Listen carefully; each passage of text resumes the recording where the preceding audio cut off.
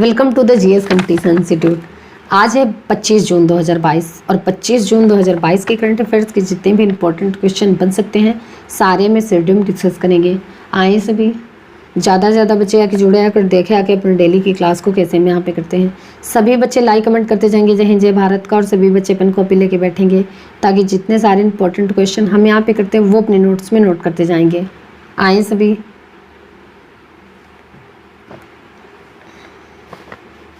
चलिए देखते हैं आज का मोटिवेशनल कोट क्या है। कभी मायूस मत होना दोस्तों, जिंदगी अचानक कहीं से भी अच्छा मोड़ ले सकती है। चलिए इसी के साथ देखते हैं आज का पहला क्वेश्चन क्या है। हाल ही में अंतर्राष्ट्रीय ओलंपिक दिवस कब मनाया गया है? तो ये भी अंतर्राष्ट्रीय ओलंपिक दिवस 23 जून को मनाया गया है। अब ये अंतर्राष्ट्रीय ओलंपिक दिवस क्यों मनाया जाता है? तो ये दिन मुख्य रूप से आधुनिक ओलंपिक खेलों के जन्म के उपलक्ष्य में मनाया जाता है। अच्छा, एक्चुअल में 23 जून को आईओसी यानी कि इंटरनेशनल ओलंपिक कमेटी की स्थापना हुई थी, इसीलिए भी ये 23 जून को मनाया जाता है। अब इंटरनेशनल ओलंपिक कमेटी इसकी स्थापना कब हुई? तो 23 जून 1894 को हुई थी और इसका हेडक्वार्टर कहाँ पे है? लुसाने में। और लुसाने कहाँ पे है? तो लुसाने स्विट्जरलैंड में है। और आईओसी के प्रेजेंट टाइम पे प्रेसिडेंट कौन है? Thomas Bach. कौन है? Thomas Bach. अच्छा, इस बार के अंतर्राष्ट्रीय ओलंपिक दिवस की थीम क्या है?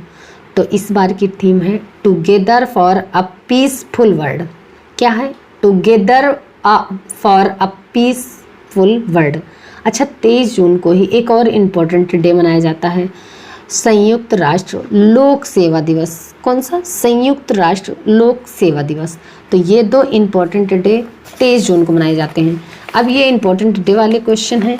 तो अभी 21 जून को विश्व संगीत दिवस मनाया गया है, 20 जून को विश्व शरणार्थी दिवस मनाया गया है, 18 जून को सस्टेनेबल गैस्ट्रोनॉमी डे मनाया गया है और 17 जून को मरुस्थलीकरण और सूखा रोकथाम दिवस मनाया गया है, 16 जून को परिवार प्रेषण का अंतर्राष्ट्रीय दिवस और विश्व कछुआ दिवस मनाया गया है, 15 जून को ग्लोबल पिंड डे विश्व बुजुर्ग दुर्व्यवहार जागरूकता दिवस मनाया गया है, 14 जून को विश्व रक्तदाता दिवस मनाया गया है, 13 जून को अंतर्राष्ट्रीय एल्बिनिज्म जागरूकता दिवस मनाया गया है और 12 जून को बाल श्रम के खिलाफ विश्व दिवस मनाया गया है, 9 जून को विश्व प्रत्यायन दिवस मनाया गया है, 8 जून को विश्व महासागर दिवस मनाया गया है और 7 जून को विश्व खाद्य सुरक्षा दिवस मनाया गया है, 6 जून को रूसी भाषा दिवस मनाया गया है और 5 जून को विश्व पर्यावरण दिवस मनाया गया है, 4 जून को आक्रामकता के शिकार बच्चों का अंतर्राष्ट्रीय दिवस मनाया गया है और 3 जून को विश्व साइकिल दिवस मनाया गया है, 2 जून को तेलंगाना स्थापना दिवस मनाया गया है और 1 जून को वैश्विक मातृ पितृ यानी कि ग्लोबल पेरेंट्स डे मनाया गया है और वर्ल्ड मिल्क डे मनाया गया है। तो इतनी जानकारी आपको इस क्वेश्चन से मिलती है। तो इस क्वेश्चन का राइट आंसर हो जाएगा बी। अगला क्वेश्चन, हाल ही में विश्व बैंक ने किस राज्य में वर्षा आधारित खेती को बढ़ावा देने के लिए 1000 करोड़ रुपए की परियोजना को मंजूरी दी है? तो ये भी विश्व बैंक ने राज्य में वर्षा आधारित खेती को बढ़ावा देने के लिए 1000 करोड़ रुपए की परियोजना को मंजूरी उत्तराखंड में दी है। अब उत्तराखंड, तो ये है उत्तराखंड। उत्तराखंड की कैपिटल है देहरादून। उत्तराखंड के चीफ मिनिस्टर हैं पुष्कर सिंह धामी और उत्तराखंड की गवर्नर कौन है? गुरमीत सिंह। कौन है? गुरमीत सिंह। अच्छा, अभी स्वास्थ्य सेवा क्षेत्र में ड्रोन लॉन्च करने वाला पहला राज्य बना है उत्तराखंड। अच्छा, ड्रोन सुन के कुछ याद आया? अभी ड्रोन फेस्टिवल नई दिल्ली में हुआ है और इसका उद्घाटन प्रधानमंत्री मोदी ने किया था और देहरादून में BRO@63 बहुआयामी अभियान को हरी झंडी दिखाई गई है और उत्तराखंड के मुख्यमंत्री ने 1064 भ्रष्टाचार विरोधी मोबाइल ऐप लॉन्च किया है। उत्तराखंड सरकार ने हिम प्रहरी योजना शुरू करने की अभी घोषणा की है और राज्य सरकार ने वृद्धावस्था पेंशन को 1200 से बढ़ाकर 1400 रुपये कर दिया है और सुराई इको टूरिज्म जोन का उद्घाटन अभी उत्तराखंड में किया गया है। पहला वन चिकित्सा केंद्र ये उत्तराखंड में खोला गया है और भारत के पहले जैव विविधता उद्यान भारत वाटिका का उद्घाटन उत्तराखंड में किया गया है और भारत का पहला लाइकेन पार्क ये उत्तराखंड में खोला गया है। और उत्तर भारत का सबसे बड़ा पॉमेटन हल्द्वानी में खोला गया है। पॉमेटन क्या होता है? जहाँ पे पान के पेड़ लगाए जाते हैं। और सबसे अधिक ऊंचाई वाले हर्बल गार्डन सेटअप का उद्घाटन उत्तराखंड में हुआ है। फॉरेस्ट रिसर्च इंस्टीट्यूट इसका हेडक्वार्टर कहाँ पे है? तो इसका हेडक्वार्टर उत्तराखंड के देहरादून में है। और उत्तराखंड में जिम कॉर्बेट नेशनल पार्क है। ये भारत का सबसे पुराना नेशनल पार्क है। ये इम्पोर्टेंट है, पुराना है इसीलिए इसका पूर्व नाम पूछ लिया जाता है। तो इसका पूर्व नाम है हैली नेशनल पार्क। क्या है? Heli national park. उत्तराखंड में घरेलू पर्व मनाया जाता है। उत्तराखंड में हरेलू पर्व मनाया जाता है और फूल देई त्यौहार मनाया जाता है। और फूलों की घाटी भी उत्तराखंड में है। अच्छा, उत्तराखंड में जिम कॉर्बेट नेशनल पार्क है। ये भारत का सबसे पुराना नेशनल पार्क है। और नंदा देवी नेशनल पार्क है, गंगोत्री नेशनल पार्क है, राजाजी नेशनल पार्क है और गोविंद पशु विहार नेशनल पार्क, ये उत्तराखंड के इंपॉर्टेंट पार्क है। और उत्तराखंड में हरेला त्यौहार मनाया जाता है, फूल देवी त्यौहार मनाया जाता है। तो इतनी जानकारी आपको उत्तराखंड से मिलती है। तो इस क्वेश्चन का राइट आंसर हो जाएगा सी। अगला क्वेश्चन, हाल ही में कौन सा देश एशियाई साइकिलिंग चैंपियनशिप 2022 में 27 पदक जीतकर शीर्ष पर रहा है? तो ये भी जापान। एशियाई साइकिलिंग चैंपियनशिप 2022 में 27 पदक जीतकर शीर्ष पर रहा है जापान। अच्छा, इंडिया कौन से नंबर पर रहा है? तो इंडिया ने टोटल 23 पदक जीते हैं। और कौन कौन से पदक जीते हैं? तो 2 गोल्ड हैं, 6 सिल्वर हैं और 15 ब्रॉन्ज हैं। 15 ब्रॉन्ज मेडल जीते हैं। अब जापान, तो ये है जापान। जापान की कैपिटल है टोक्यो। जापान की करेंसी है येन। और जापान के प्रेजेंट टाइम पे प्रेसिडेंट कौन है? Fumio Kishida. कौन है? Fumio Kishida. अच्छा, अभी जापान पहली बार नाटो शिखर सम्मेलन में भाग लेगा। और WEF के travel and tourism development index में जापान टॉप पर रहा था। दुनिया की सबसे बुजुर्ग व्यक्ति केन तनाका का 119 वर्ष की उम्र में निधन हो गया है। केन तनाका ये जापान की थी। और दुनिया का पहला डुअल मोड वाहन जापान में पेश किया गया है। डुअल मोड वाहन का क्या मतलब है? कि ये पटरियों भी चल सकते हैं। इसका मतलब है कि ये रेलवे की पटरियों पर भी चल सकते हैं और रोड पर भी चल सकते हैं। और हेनले पासपोर्ट इंडेक्स में जापान टॉप पर रहा है। तो इतनी जानकारी आपको जापान से मिलती है। तो इस क्वेश्चन का राइट आंसर हो जाएगा बी। अगला क्वेश्चन, हाल ही में जारी ग्लोबल लिवेबिलिटी इंडेक्स 2022 में कौन शीर्ष पर रहा है? तो ये भी ग्लोबल लिवेबिलिटी इंडेक्स यानी कि रहने के मामले में जो सबसे बेहतर शहर है उनका ये इंडेक्स है। तो रहने के मामले में सबसे बेहतर शहर घोषित किया गया है ऑस्ट्रिया की कैपिटल वियना में। ऑस्ट्रेलिया की कैपिटल वियना रहने के मामले में दुनिया का सबसे अच्छा शहर है। अच्छा, ये 140 देशों का इंडेक्स है। और इस 140 देशों के इंडेक्स में इंडिया कौन से नंबर पे है? तो इंडिया 112वें नंबर पर है। 112वें नंबर। इंडिया 112वें का नई दिल्ली 112वें नंबर पर है। और नई दिल्ली इस इंडेक्स में 112वें नंबर पर है। तो इस क्वेश्चन का राइट आंसर हो जाएगा सी। अगला क्वेश्चन, हाल ही में विदेश मंत्री एस जयशंकर ने किस देश में भारतीय दूतावास का उद्घाटन किया है?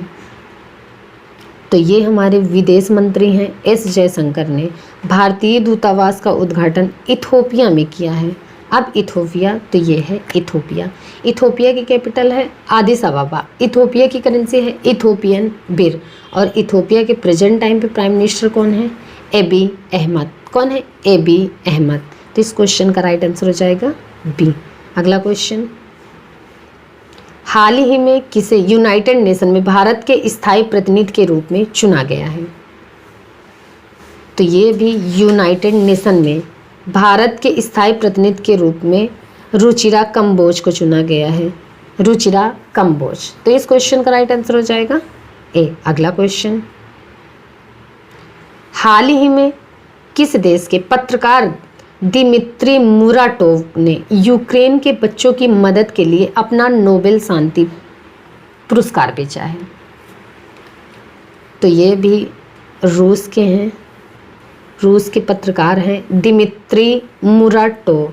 इन्होंने यूक्रेन के बच्चों की मदद के लिए अपना नोबेल शांति पुरस्कार बेचा है।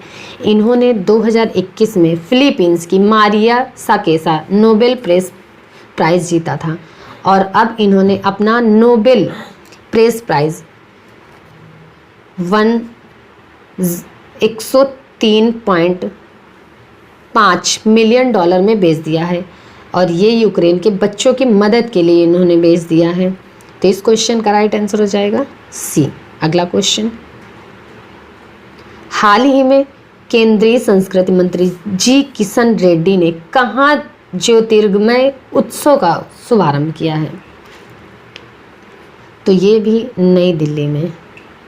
हमारे केंद्रीय संस्कृत मंत्री जी किशन रेड्डी ने ज्योतिर्गमय उत्सव का शुभारंभ नई दिल्ली में किया है।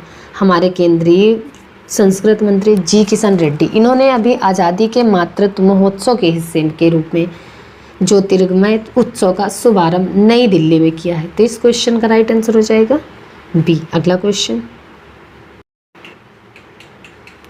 हाल ही में पूर्ण रूप से नवीनीकरण ऊर्जा चलित भारत का पहला हवाई अड्डा कौन सा बना है?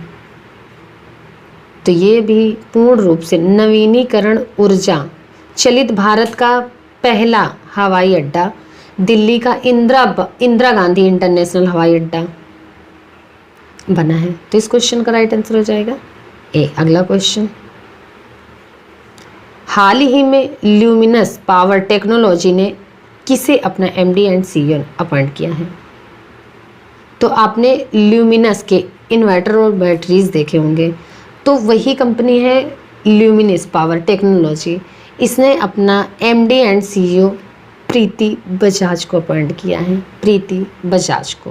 तो इस क्वेश्चन का राइट आंसर हो जाएगा बी। अगला क्वेश्चन, हाल ही में किस देश में G7 सम्मेलन 2022 का आयोजन किया गया है?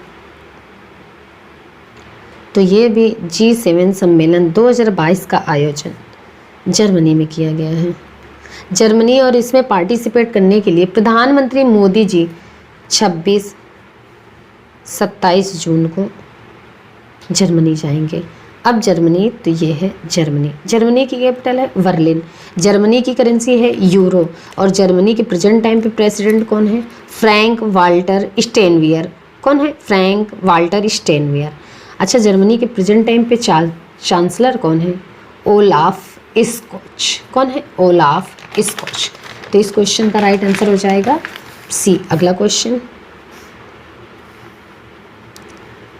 हाल ही में 26वीं सिंधु दर्शन यात्रा कहाँ शुरू हुई है? तो ये भी लद्दाख में, लद्दाख के लेह में 26वीं सिंधु दर्शन यात्रा शुरू हुई है, लद्दाख के लेह में।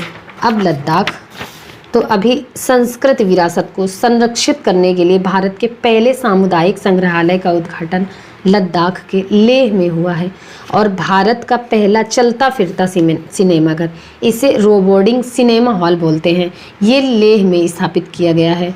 और भारत और स्पिटुक गुस्टर फेस्टिवल 2022 ये लद्दाख में हुआ है और लद्दाख में हेमिस नेशनल पार्क है। तो इतना आप लद्दाख के बारे में याद रखिए। तो इस क्वेश्चन का राइट आंसर हो जाएगा बी। अगला क्वेश्चन, हाल ही में किस देश ने नूरी रॉकेट का सफलतापूर्वक प्रक्षेपण किया है? तो ये भी साउथ कोरिया। साउथ कोरिया ने नूरी रॉकेट का सफलतापूर्वक प्रक्षेपण किया है।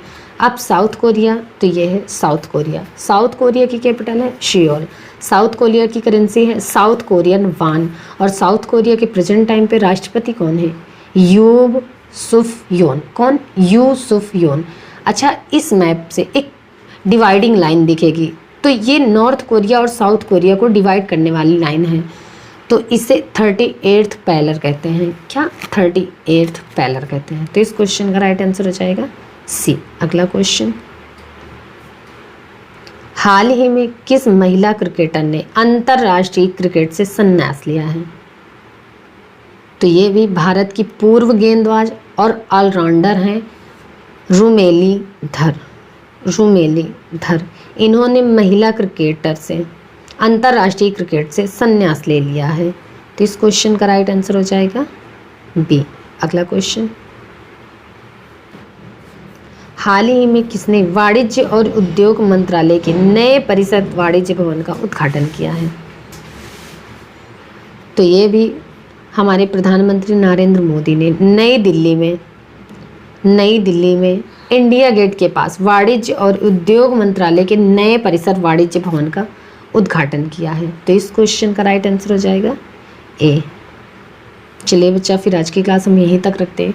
मिलते हैं अगली क्लास में। तब तक के लिए आप सब केयरफुल रहिए। जय हिंद।